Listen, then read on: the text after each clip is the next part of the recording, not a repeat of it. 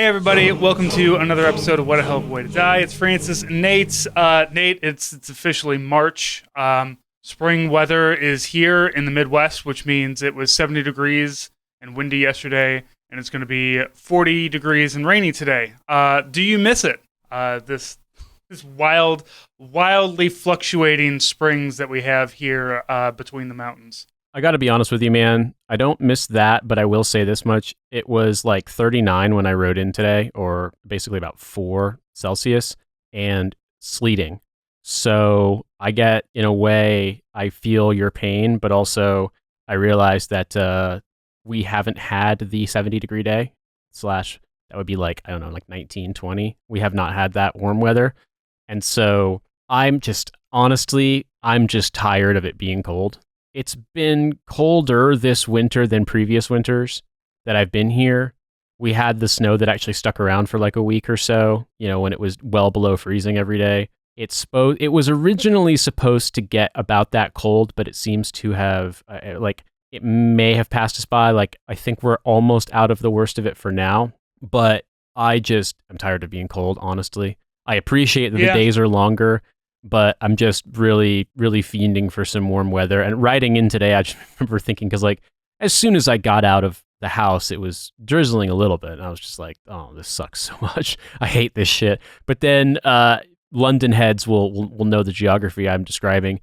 Basically, as I got north off of Cable Street, heading towards Cambridge Heath Road, so coming through Whitechapel, heading towards Hackney, where our studio is, I just went into, this little micro weather bit of sleet for a while. And I was just like, I saw it, sticking to my jacket and to my trousers. And I was just like, this sucks. This really fucking sucks. I hate being cold. So I am very excited for the coming spring. I'm very excited for longer days and warm weather. And it typically takes a while to get reliably warm here. And it just doesn't stay reliably warm. Like, you do get a hot period in the summer, typically every year. But you'll also get some days when it genuinely feels like you need to wear a sweatshirt outside in June or July. I think that's just Northern European weather in general. But here in Britain, it can be kind of disconcerting because we have had really warm springs before. The spring of 2020, when we were starting initial lockdown during COVID, we had a long stretch of it being really beautiful in March and April. And last year, we actually had a very there were times when it was genuinely very hot, but we had a sustained good weather period of, weather in like the low 80s, high 70s, still in like the high 50s, low 60s at night. So it definitely cooled off, and it just didn't rain we had a full on drought. It was very, very dry here. And it got to the point where it was problematic. Like, there were brush fires during the really hot days. There was a day when it was 104.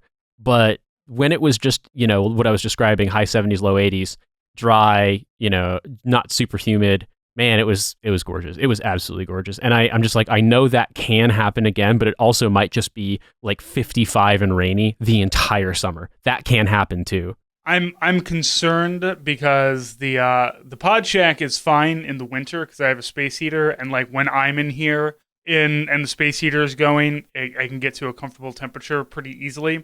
But when it gets above like 75 degrees, this place turns into a fucking hot box. And I don't really have great ventilation in here. Like, I've got a window, and like if ever I was just like, Francis, can you build a second pod shack? Like, sure, I can, avoid all the mistakes that I made in the first one, have better ventilation, put outlets and switches in better places and stuff like that. But I have a lot of concern about the coming summer because like I have a big, broad south-facing wall in the pod shack that's just going to soak up heat and transfer it right through the rock wall and be like, hey, here's a whole bunch of heat. Would you like it in here? Because there have been times that I've like gotten off of work at like 5 o'clock and I'm like, woo, it's really stuffy in here, whatever, I'll leave. And then like I come back out at like 8 o'clock because I'm recording Zoo Crew episode or something, and it's still like the temperature's gone down a little bit, but it's still warm in here. So, and I have a portable air conditioner. It's just really fucking loud. Like, there's no. You should get a ductless mini split. You should get a heat pump. Yeah, that is going to be the next. That's going to be the next thing. The problem though is I don't know if I am going to be able to wire something like that into my box, like my electrical box. I have to talk to somebody. I have an electrician coming out on Thursday to hook up my cooktop so I can finally have a fully fucking functional kitchen again for the first time in 2 months. But a ductless mini split would be fantastic to drop in here, and that is going to be the next, once I have money again. Once the podcast is generating lots and lots of money, patreon.com/hell of a way to die. I will be able to comfortably sit in my pod shack for multiple hours. Until then, I do have the portable air conditioner works. It's just loud. As long as I'm not as long as we continue to record at 8:00 in the morning for me, I don't think it's going to be that big of a problem. But as soon as somebody's like, yeah, let's record at the hottest part of the day in July, it's like, well, that's not going to work out for anybody here. We actually have an air conditioner in our studio upstairs. We opted to not have one installed in the soundproof enclosure. It does get pretty toasty in here in summer if you have 5 people in and you do 2 hours of recording. But yeah, everybody's there. They're warm. They're talking. Yeah. There's just a lot of humidity going on. But under normal circumstances, like our recording schedule, it's normally fine. And then obviously, there are 2 doors to get into the studio enclosure, and so you could, if you needed to, take a break and put a fan and have a cross breeze and kind of blow some of that out, because the basement does not get hot in the summer. It manages okay to not be completely ice frigid in winter, but I'm going to be honest with you. We turn the heat off because we don't need to have the heat on when we're gone. If it's really bitter cold, we'll leave one on near where the water pipes are, but we don't really have to have the heater on to keep this at a habitable temperature, in terms of damaging the property. Also, it just doesn't get that cold here, but it's pretty cold this winter down there. And it's definitely a big cold storage down there as far as all of the cold air just kind of settling. And so I absolutely would just, I don't mind the degree to which it can be a little bit, stuffy and humid in here in the summer. I'm just excited for the time of year when I can ride to and from the studio in shorts and a t-shirt and it's comfortable the whole way, because that genuinely makes you feel like you're on drugs. It's just so nice. I'm looking forward to, once you move, having a whole new climate for us to spend 10 minutes every podcast talking about. It's going to be very exciting. I'm just stuck in the Midwest. It's always going to be shitty here. But Switzerland versus London, it's going to be completely different. Who knows what's going to be going on? It definitely gets hotter in Geneva than it does here pretty regularly. Also, Geneva probably has some of the worst weather in Switzerland, in the sense that because of where it's located, it tends to be kind of gray and foggy. And I think it doesn't really get that much snow in the wintertime, but it certainly gets it, just not that often or not that much compared to the Alps or the higher elevations of places. But it's still more like your standard continental European weather, but also because it's at a higher elevation, in my experience, when areas of southern France are fully nearing 100 degrees as their highs in the daytime, Geneva is typically not that hot. It'll get into the 90s there eventually when it's fully a heat wave, and they don't really do air conditioning that much there, much like most of continental Europe. But in my experience, it's just not as insufferably hot there in the summertime. And as far as the cold goes, it's in the mountains. It's just not very high up in the mountains. And you've got the lakefront, so you can get really bad conditions where it'll suddenly do ice storms and freezing and stuff like that. But by and large, it's relatively mild. And well, I tell you what, I'll go burn a pile of trash in the backyard, see if we can up the heat in Geneva a little bit for you. I considering that most European countries, it's difficult to install one of those portable air conditioners where you put the curtain over the window to kind of create the suction or create the seal so that you can cool the room off, because most windows typically open. They don't open like sash windows straight up. They tend to either rock out, curve out, and go from horizontal to vertical to horizontal, or they open up like a door. And so sealing that frame can be a challenge. I don't see a ton of places when I look, for example, at real estate listings with ductless mini splits, but that is becoming way more common in my experience. It's the way of the future. Yeah. It's expensive. We had in the old house when we sold it, the last house that I was in, it was a 3-bedroom house, but there were 4 bedrooms in it. But technically, house only is considered a bedroom if it has to have heat in it at least, and it's got to have a window that can open. So that room did not have it was an addition. the house was built in like the 1890 or something, and there was an addition put on, like the dining room, and the house or the room that was above it was put on maybe about 25, 30 years later. And they didn't run a radiator to it because you can't really expand a radiant heating without like a welding torch. So, it wasn't very simple to do that. So we had to, like, for it to be considered a 4-bedroom house, we had to get a ductless mini split installed. And like, it costs a bit of money to put in, but like, it is way better than a window unit. It does heat and cool at the same time. It's just they're like, because we've got the Americans, you guys know your central air. It's that big condenser in the back that you got to put a cage around because somebody's going to steal the copper out of it or something. At least if you live where I live. But these mini splits, it's like a small little box, and it just goes up and goes through the wall, and you put this, like, we had them in Iraq and Afghanistan. They're fucking fantastic, and just all up and down, and they just cool one room, and you can put like 3 or 4 of them in your house to kind of you balance can have everything. A big condenser unit and have like 4 units hooked up to one. I've seen that in Asia. They're really common, and yeah, we almost had we were going to putting the mini split in. We were looking at like, what is it going to cost to put just like central air into a house that was built before plumbing? Oh boy, is that about $25,000 fucking dollars?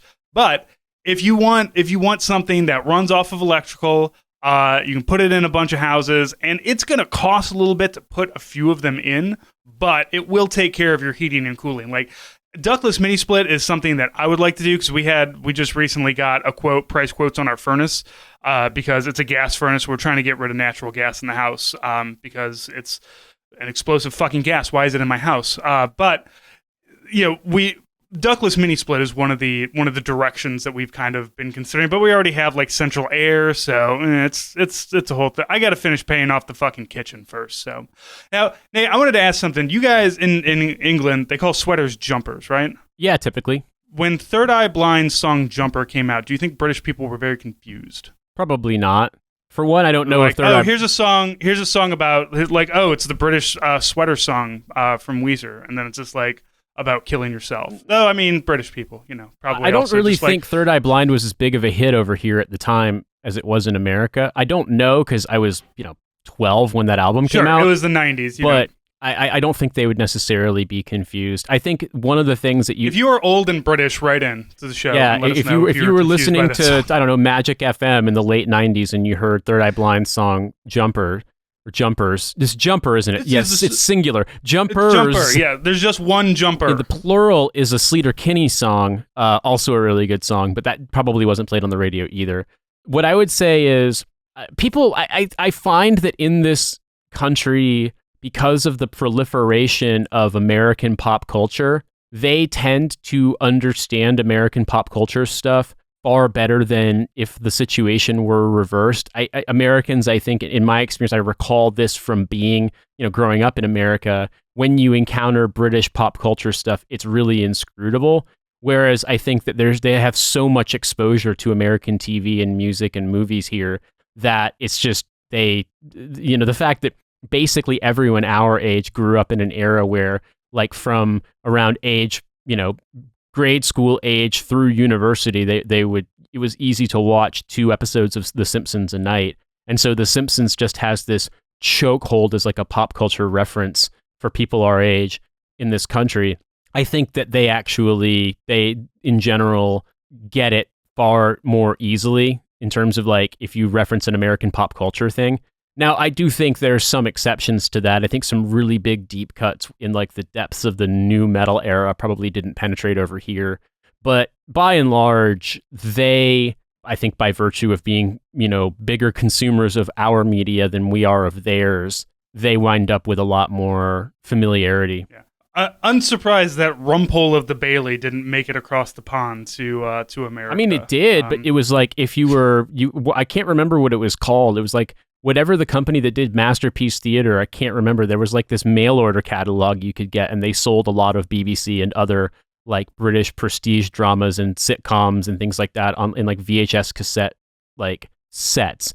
You could get, Blackadder, and you could get the Hitchhiker's Guide to the Galaxy movies, and you could get some of like the one-off things Rowan Atkinson did, like The Thin Blue Line. You could get Mr. Bean. You could get, now we got BritBox for that now. Yeah. I mean, my friend, my buddy from home, became a huge fan of that Mitchell and Webb look from, I don't think it was BritBox. I think it was like one of that, like the shared houses he lived in DC. They got like a good enough cable or satellite package that it wound up having a British or some kind of like, Bravo squared kind of lots and lots of, you remember Bravo. You know what kills me? BBC America. The thing that I always see on BBC America every time I'm in a hotel and I have cable, and it's like, oh, it's 8:00 in the morning.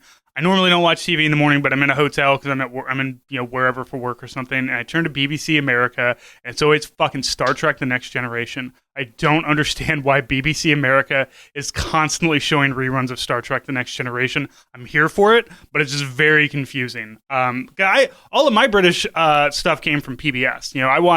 I watched Red Dwarf and what was the one with the buckets? Keeping Up Appearances. My parents things like liked that. Faulty Towers and Absolutely Fabulous, so they watched that. I mean, my mom being British, obviously there was like a little bit of already having a foothold. But my brother wound up being one of those insufferable dweebs who really likes Monty Python. And when I say really likes Monty Python, I mean for about a summer, he rode his bike to the public library, and you could only check out, I think, like 2 tapes at a time. And he would check out like 2 tapes of their full collection of all of Monty Python and would just watch it. And I don't know if you've ever watched the entirety. Yeah, no, it's fucking terrible. It's so bad. So bad. My dad got me, it's like the DVD, like years ago, he got me the DVD set of like every episode of Flying Circus. And you're like, yeah, Flying Circus. And it's so bad. Like the movies are good. Yeah. There's certain sketches, like, the parrot sketch, of course. One of my favorite was the Incontinence Olympics and stuff. There's a lot of like really good one-off stuff in there, but like there's a reason why that's not in syndication somewhere where you can see it all the time, because it's just not that good. The hit to miss ratio is like 1 to 1,000, like genuinely. You could get away with that in the 70s because like Monty Python invented comedy, so for British people. So before Monty Python, nobody smiled in England. So there's a lot of hit and miss. Now you guys got all kinds of good stuff, but yeah, I mean, I would say that there's a degree to which I thought I would connect with British comedy more. I mean, I do find some things funny, but I'm not trying to pass judgment. I just stopped being someone who cared about watching TV. I'm really bad about watching movies even. I'd like to get better about that, but to be honest with you, like, honestly, man, I also don't have time to watch anything. Like, I watch stuff at work because, like, on slow days, it's like, all right, I have time to like catch up on. I've been catching up on Obi-Wan on Disney Plus, but like I watch the episode like 3 to 5 minutes at a time, and then I have to pause it to do something or pay attention to something else, and then I'm like, all right, I can go back to this. So I don't really have like the best TV watching experience anymore. And then even like once the day is done, like the kid's in bed, wife and I are finally showered. And I somehow, by the grace of God, don't have other things that I need to do. I don't have like orders that I need to fill or designs that I need to do. And it's like, all right, we'll sit down and we'll watch like one episode. We've been watching Northern Exposure. So we like watch one episode of Northern Exposure, and then be in bed at like, 9:50, because if we watch another episode, then we're going to be up too late, and then we're going to feel cranky the next day. So we got to be in bed to get our sleep because we're old now, and that's just how it works. That's correct. Yeah. So I would like to get better about it, but I just, I think about it too, that, I mean, there were some bits I appreciated my friend exposing me to that Mitchell and Webb look, because there are actually some really good skits in that show that are just, and also like some of them that are still. That's where the Are We the Baddies come from. Correct. That's where Number Wang comes from. That's where I can't remember what it's called, but like the game show, quiz show they play in the bunker post-apocalypse, where do not mention the event, all that stuff. Yeah. Do not think of the events. Please take your pills now. Yeah. I found that to be pretty good, but I don't know, British comedy for me, I guess in a way, this sounds really dumb, but like we make entertainment as a living, and I obviously produce a lot of shows. And so for me, my day consists of typically listening to some pretty entertaining stuff, but then having to like figure out the technical glitches with it and get it presentable. And then cooking food for me and Cynthia and, doing chores around the house, like cleaning up, etc., trying to stay on top of my own creative projects. And then like, if I'm lucky, I read a book, but oftentimes I'm just, I don't know, check the news, check Twitter, check Instagram. Like it's certainly not the most rigorous artistic practice, either as a consumer of artistic products or as a maker. But, you have to just strike a certain balance. And as a matter of fact, I mean, I've lost count at this point, but, I have to review at this point. Thanks to Irish Tom, I have a little bit more help, but I have to review like 5 or 6 episodes of podcasts a week. And some of them I 100% handle myself, and some of them just reviewing edits. But like, yeah, man, it's hard. It's hard to like, and periodically the urge will strike me and I will actually sit down and watch a movie start to finish. But I don't know, man. It's a combination of being distractible and just sort of feeling like there's this sense that you always have something you need to be doing, and I'm trying to work on that, but like it's a struggle.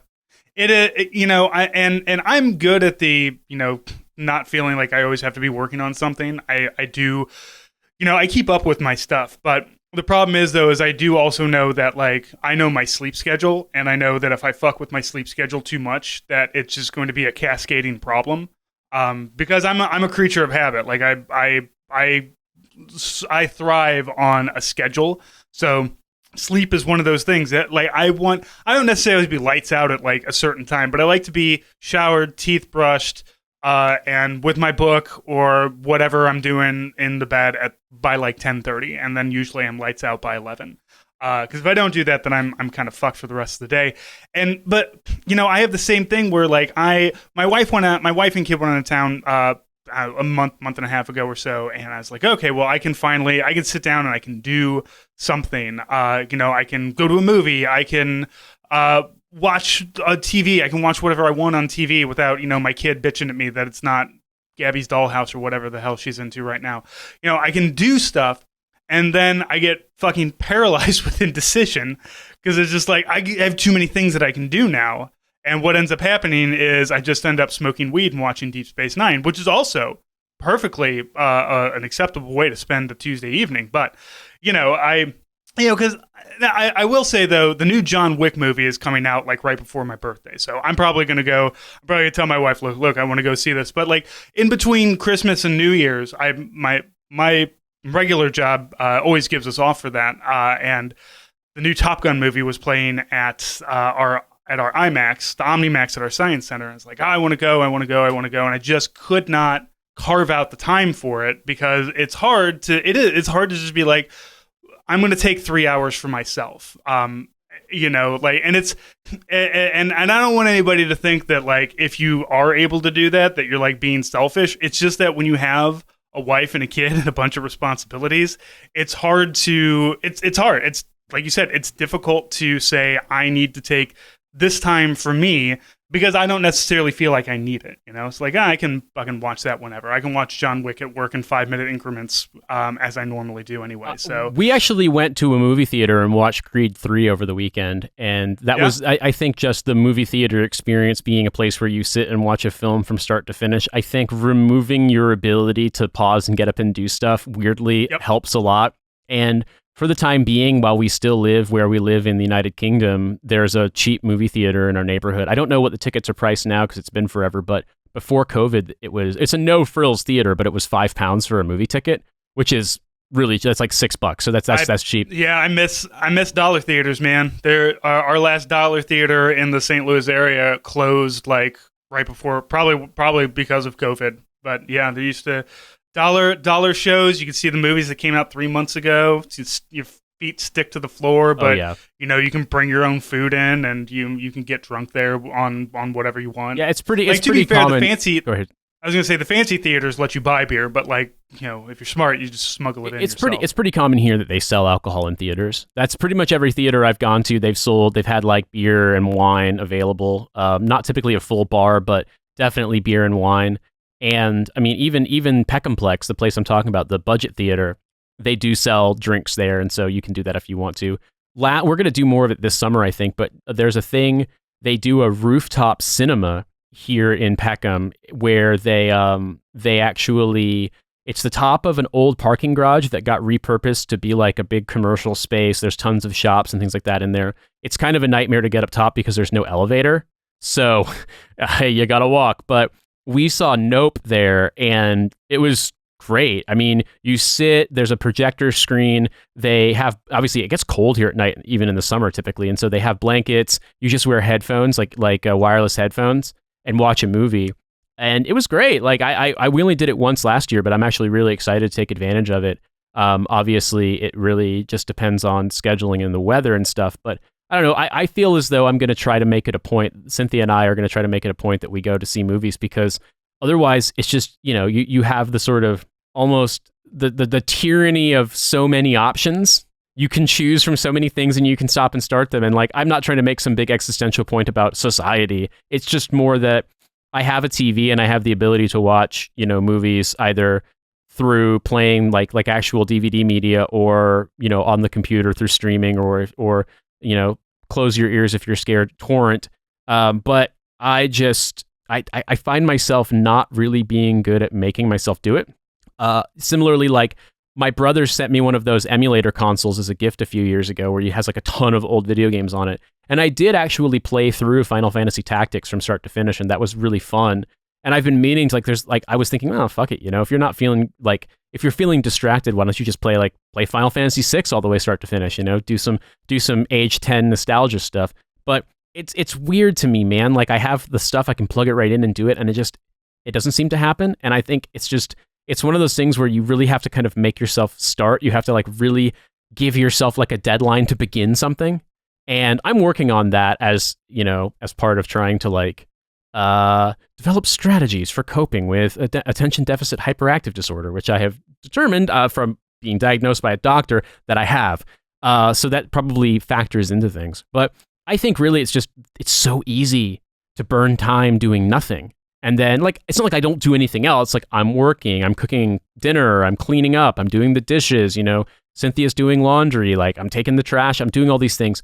But at the same time, you look at how much time that actually takes, and you're like, fuck, dude, I could have so many more things accomplished. And once again, that's the thing we talked about earlier, that sensation of trying to remind yourself that it's okay to not fill every single waking second with something incredibly productive, but then also not trying to make excuses for burning your free time doing literally nothing that doesn't make you feel doesn't make you feel good.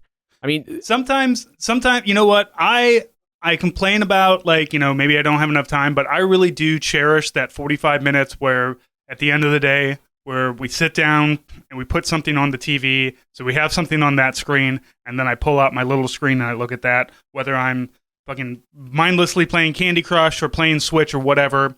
It's, I finally came, because I was just you think the ADHD or the ADD, and you think I need to be paying attention to this, I need to be doing that, I need to be, but fuck it, I'm relaxed, and that's what really matters. Is that at the end of the day, this is my unwind time, and however, I'm always worrying is what I'm doing normal, or is it healthy, or whatever. But the grand scheme of things, I'm a moderately successful middle class middle-aged white dude who has a good family that loves him, and nobody is going hungry or broke in the house. So sure, I can smoke a little weed every day. It's fine, whatever. And a lot of that's probably a lot of fucking Catholic guilt that still simmers inside of my heart. But take your times, take time for yourself. And yeah, there's probably a lot of you out there just you guys don't have time to watch movies. Maybe you shouldn't have wives or kids, but also. It's nice to have people, I guess. It was really funny recently because there was this New York Times article about would you date a podcast bro? That was the headline. And it was sort of talking about people who are in the podcast industry, how they go about dating, and then also people saying they'd had bad experiences with podcasters. And it's funny because Cynthia and I met before I did any, we knew of each other before I did any podcasting at all. I had done freelance writing and had been published, but I did the Task and Purpose radio podcast in 2015 and early 2016. And that was right when Cynthia and I started dating. And then you and I started this show, or you had started the show. I came on and then became a co-host right after Cynthia and I got married. And I remember talking to her about maybe doing the show with you and her being a little wary of it. And it's funny because now it's become like my full-time job. It's the closest thing to a real career I've had outside of the military.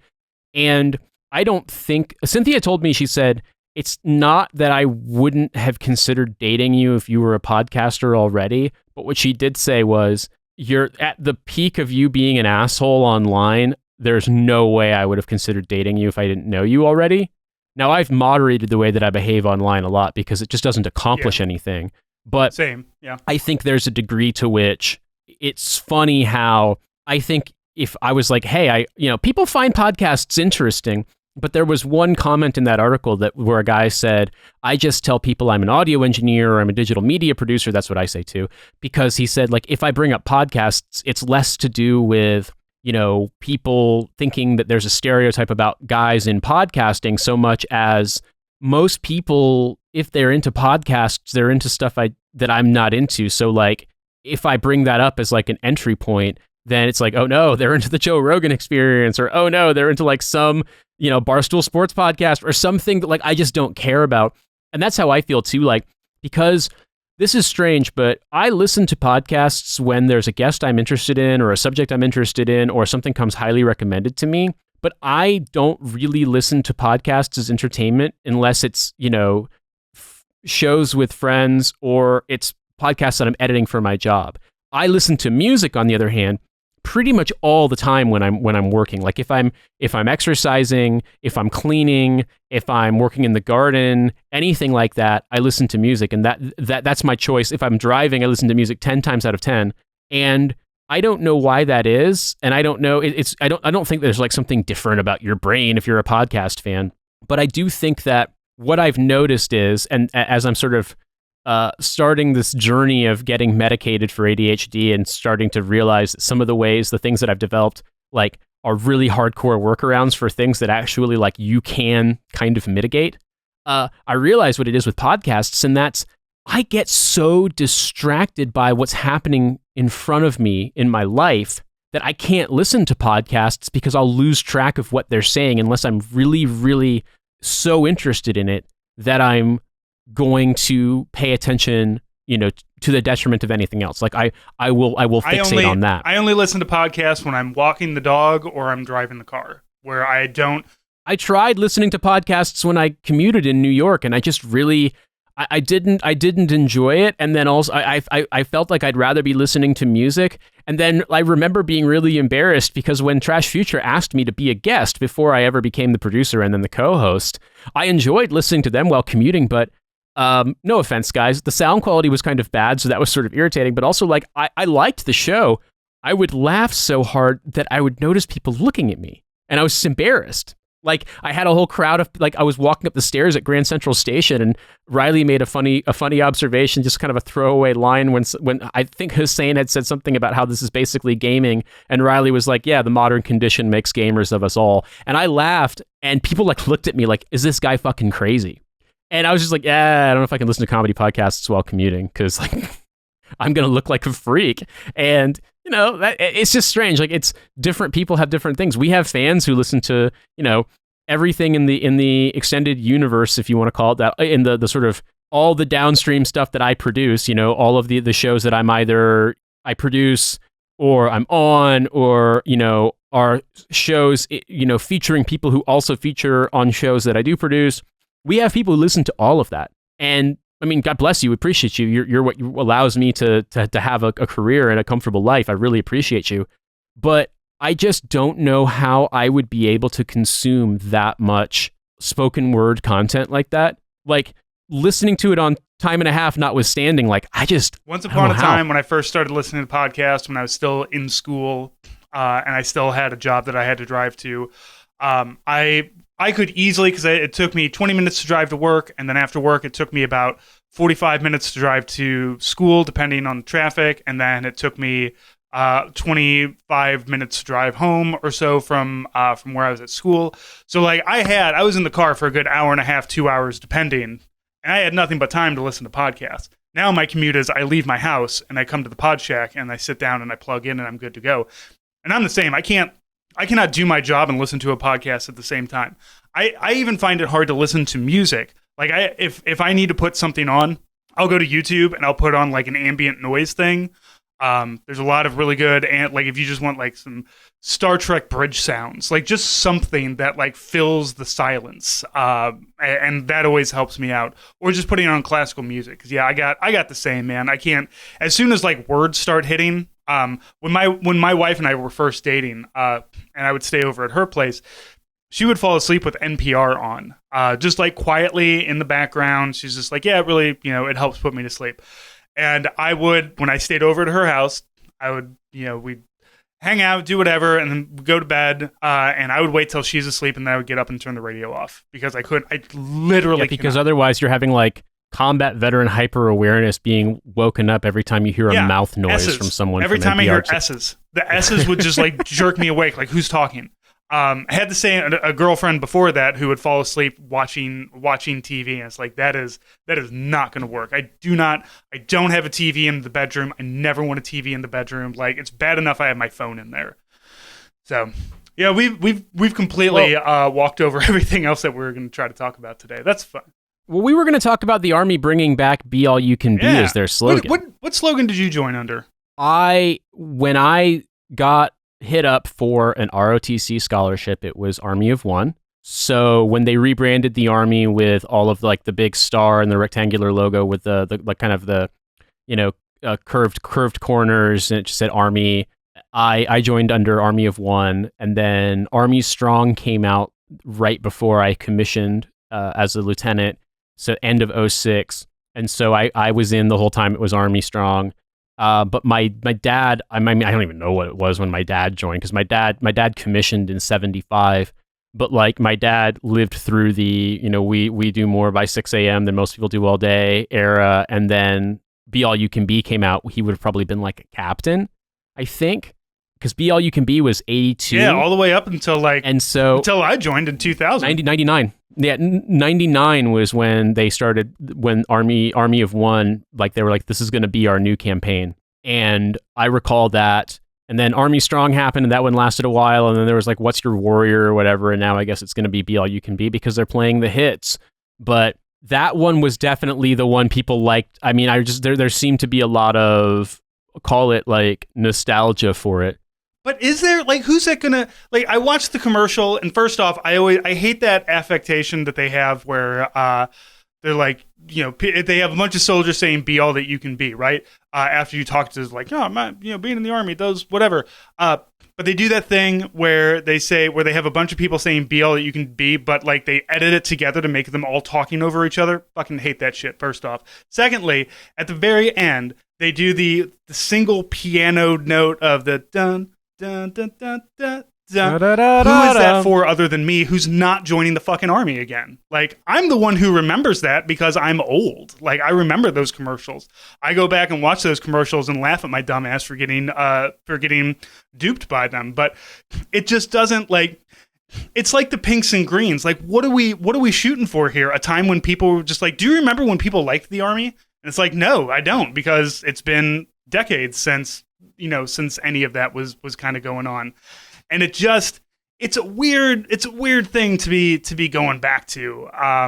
Effective date 8 March 2023. So tomorrow is when we're going back to Be All That You Can Be. And I think I still have some keychain lanyards that say Be All That You Can Be, and then it has the 1-800-GO-ARMY to find a recruiter or something, because I was recruited again in the year 2000. So I mean, the commercial is dumb. The whole thing is like, let's go back to this thing. Like, nobody's admitting that they're wrong, right? But they were wrong to do all this dumb shit. Like, I remember one of the slogans was "Come Up by a General in the Shower," which, I mean, come on. I think our Army of One was some brigadier general looking for another star was just like, what if we just said Army of One? And then it was very confusing because like the commercials were like, Army of One, here's one dude running through the desert, but actually we're a team, but we're not actually going to show teamwork. But it's. I mean, I had read recently that the Army had done very poorly in all of its recruiting and retention metrics, and so maybe they were like, fuck, what did we do the last time this happened? We had this catchy slogan, and so we're just going to resurrect it. I do find the whole the pinks and greens thing very disconcerting too, in the sense that there is this idea of kind of like you're going to somehow mitigate the very real problems with morale and retention that people, because of people's just miserable experiences in the military, by appealing to a time when things were notionally better, but they weren't. I mean, if you talk about people's experiences, it was mostly the same shit we all dealt with, but you have these icons of that era, and so it's sort of like you're describing, you can make it look better for people who are affected by this nostalgia for it, or who kind of buy into that. But if you're 19 and you went to college for a semester or 2 semesters and you don't like it and you don't feel like you're going anywhere in life and you don't have any money,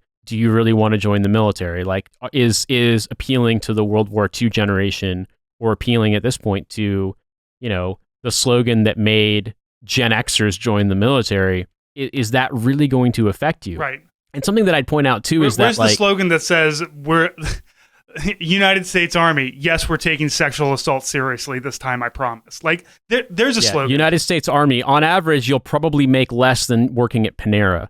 Like the thing I'd say about it is, even the Be All You Can Be commercials, I remember them as a kid, and this was kind of like the later era of it, but some of them appealed to the whole, like, you're going to be reinvent yourself doing stuff you never thought you could, and some of them were just like, you'll learn these skills and get these benefits that will allow you to go to college for free, or the Montgomery GI Bill wasn't super generous compared to the post 9/11 GI Bill, but you could get money for college. And so it's not as if like there was this miracle of recruiting that happened because, they just said the magic words. There was, the sort of the carrot factor of like, hey, here are these benefits you'll get.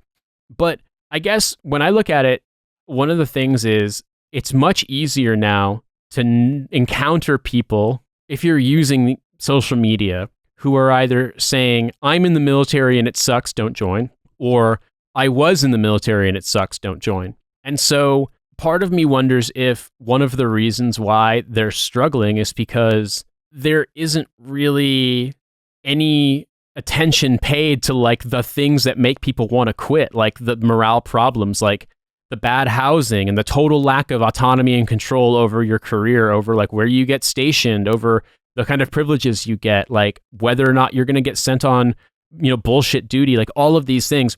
There are issues that I don't have to think about anymore, thank God, but I don't think that it's as easy, and this is me spitballing, to win someone over with a catchy slogan when, quite frankly, it's far more likely that if they're thinking about joining the Army, they're probably going to Google it, and they might encounter stuff about how much it sucks. And not just like it sucks like in the sense of, the ethical argument of joining the enforcer of American imperialism and capitalism, but also like at a more fundamental level, just how much your life sucks, how little autonomy you have. And, you think about all of those videos that wind up getting shared of people on TikTok, like military TikTokers, asking people who are going around their unit and be like, yo, should you join the Marines? And everyone's like, man, fuck no. This shit sucks. Like literally to a person. There's also a lot of, I know TikTok influencer, like military influencers that are not technically part of the overall military recruiting strategy, but, they're not going to,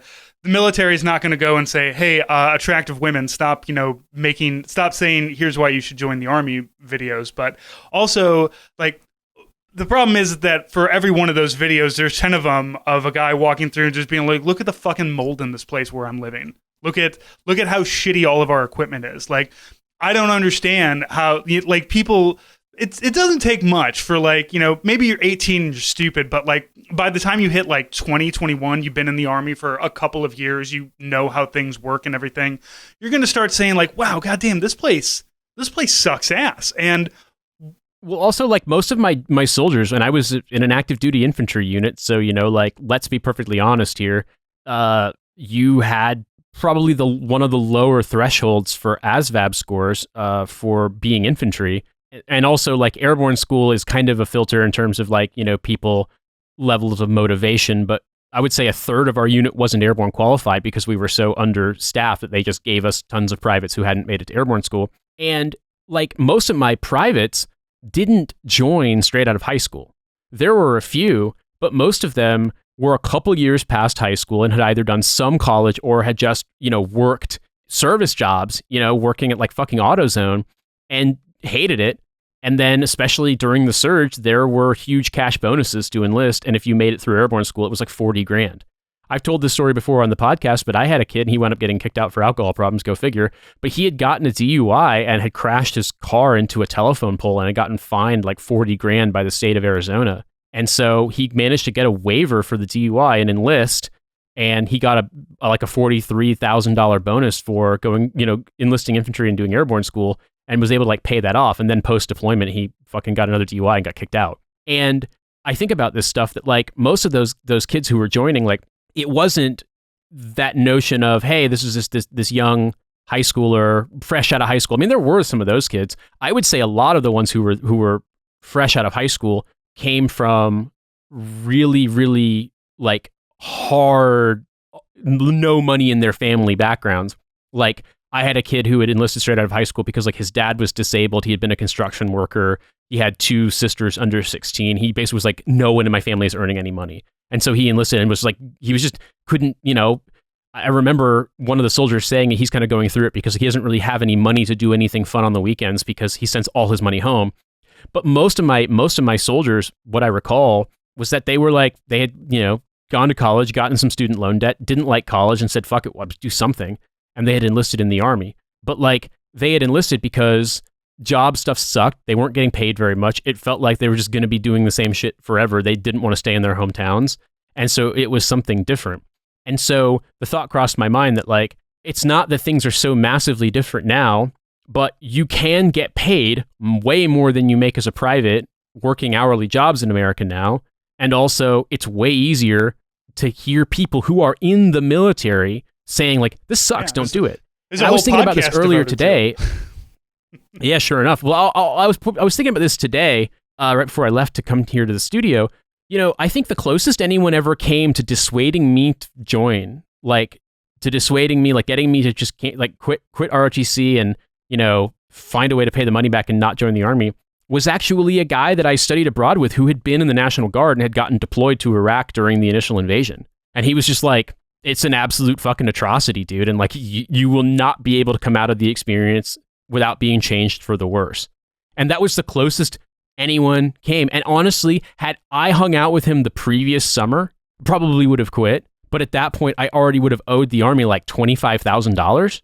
And my parents were like, look, you can quit if you want to, but fucking you're going to find that money. And if you quit and you can't pay him back, like your option is they basically force you to enlist. So I stayed in and I wound up being pretty good at it. But like when I think about what dissuaded me and what could have dissuaded me, hearing it from people in the military or people who had been in the military meant a whole lot. And I honestly think like there's a part of me that thinks that, the fact that those opinions are out there, that people are and they're not, it's not like, I almost enlisted and then I quit before I went to MEPS. It's like people who are literally in uniform doing TikToks being like, yo, this shit sucks. Yeah, I think that does play a role. Which is always very funny to me whenever the Pat Tillman comes around and people are like, he was killed because he talked shit about the military and he said that Iraq was bad. Like, fucking, they would kill half of the fucking force if that happened, man. We all constantly bitched about how Iraq was dumb and we shouldn't be there. I had an entire podcast about it for 3 years while I was still in, saying the Army is dumb, don't join it. So, we're constantly telling you that this shit is dumb. Obviously, Nate and I have been discussing it for a long time, but you don't have to just take it from us. Like, you go on TikTok and there will be plenty of people who are just like, I can't wait to fucking be done with this bullshit. I hate my sergeants. I hate my commanders. Like, if you have a shitty job somewhere, you work at the T-Mobile store and you're like, wow, everybody sucks here. You can quit. You can walk away. Like, maybe, financially, like, okay, maybe like, but you're not like under literal contract where you will face financial deprivation and your entire life can be ruined by being like, this is dumb, I made a mistake and I don't want to do this anymore, because the Army can absolutely fuck you over that way. So yeah, and I would also think too that the thing in my experience that's the biggest retention tool is soldiers get married. and have kids, and then the benefits you get in the military are so fundamentally unattainable outside the military, unless you really, really go hard in the paint, getting, into the sort of white collar job with good benefits class.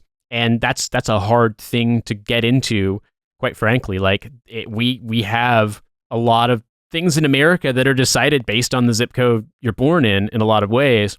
And so that's the biggest retention tool in my experience, is like, well, all the stuff that the military provides is the sort of like the welfare state for dependents. And it's not always great, but it's better. It's more generous than any job in America. And that's honestly like that's the route that I saw the most often. Was kids are probably a little bit of college, a little bit of community college, or a little bit of working a service job, probably in like their late teens, really early 20s more often. Broke, annoyed with bullshit job, enlist, wind up either meeting someone, getting married, or just getting a chick pregnant and having to get married. And then they've got a family, and then the military is so much more attractive. And that's the route it seems to go.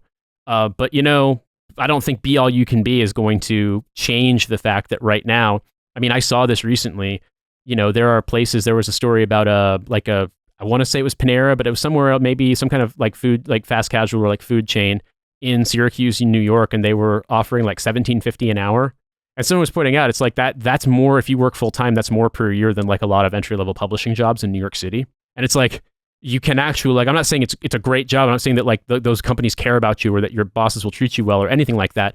But when you factor in that you can make more money now, a lot more money than you make, and it's very hard to explain to, someone who's considering those options as a potential recruit that your base salary in the Army isn't the only, thing you get. Because obviously, you get free housing, you get blah, blah, blah, all this stuff. But like, that's not really tangible to someone who, especially if like they're still living at home, or like, they've just been living in like a shared shitty apartment somewhere. Like, it's just the concept of the barracks. It's like, well, it's free housing, but it's basically like a shitty dorm you can't leave. Like, and your RAs come by and rifle through your shit every once in a while and tell you that you're exactly. And like, look, some people need. And if someone in your entire fucking class, like someone in your entire degree program gets a DUI, then they just take away your weekend and make you kick rocks. Like, yeah, or like I said, somebody can come through and rifle through all of your shit, and you really don't get a say in any of it. And also, you can't be like, this school sucks, I don't want to be here anymore, and then just leave. Like you're once again, you're gonna get fucked up.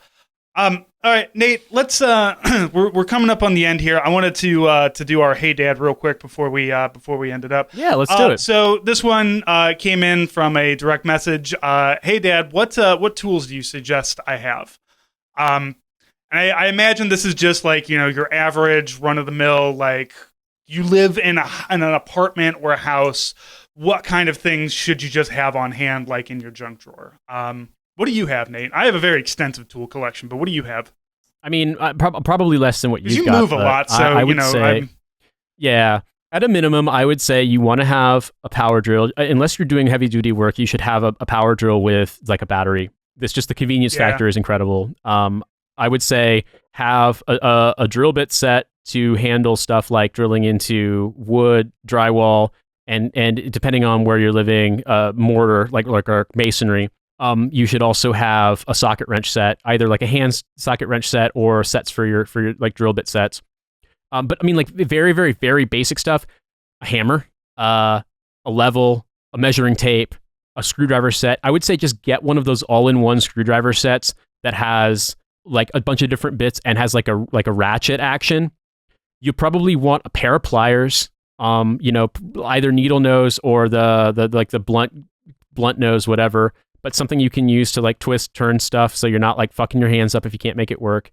An adjustable wrench, like what you call a monkey wrench. Like if you get a wrench set, great, because those obviously if you have the right fitting for the right bolt, you get a lot more torque on it. But just an adjustable wrench would be great.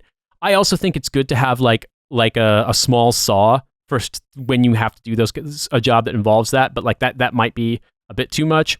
And then honestly, I would say, depending on whether or not like where you're living is a thing you can do this or not. I think having a set of wall anchors. So like if you want to hang things up, you want to mount things, you've got that. Because really to put a picture into drywall, to mount a wardrobe or chest of drawers or something so it can't tip over. You just need to know how to drill the hole, install the anchor, put the bolt in, etc., put the screw in, whatever. And then honestly, like this is a tool, but like indispensable. A good vacuum, honestly, and preferably like if you've got enough space that you're gonna want to have. Like I find battery vacuums can be really annoying if you've got like a big space because you will run out of battery power. But if you live in a relatively small space, like you don't need a big heavy duty plug-in vacuum cleaner. I mean, and those things like. Honestly, and then, I mean, if you've got a car, obviously you want to have like the tools to change a tire. So a jack, a tire, like a lug your wrench. Your car should come with. Your car should have that, yeah. But I mean, I've definitely driven shitty used cars that didn't.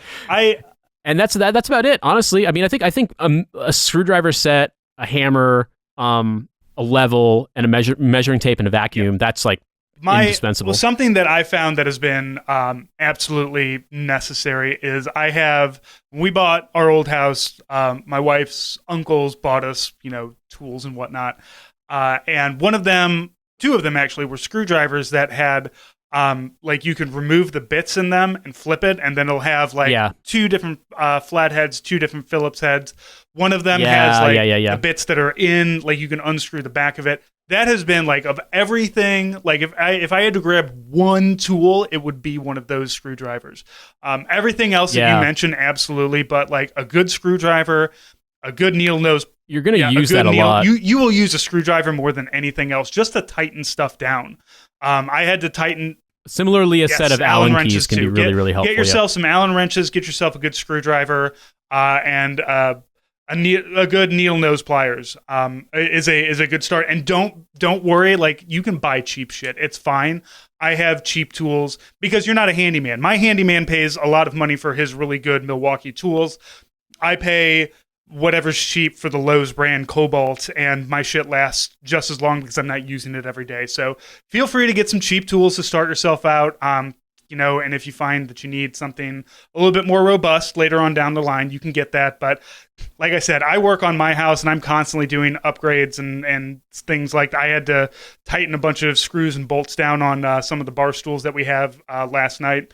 And that screwdriver just is absolutely indispensable. However you want to do it, however you want to get something like that. I also have like a set with interchangeable heads that has Phillips and flat and hex and star and all that stuff. Oh, and a good step ladder. Yep. That's another one. Good ladder. Yeah, a good little have a good step ladder. Two-stair step ladder. Yeah.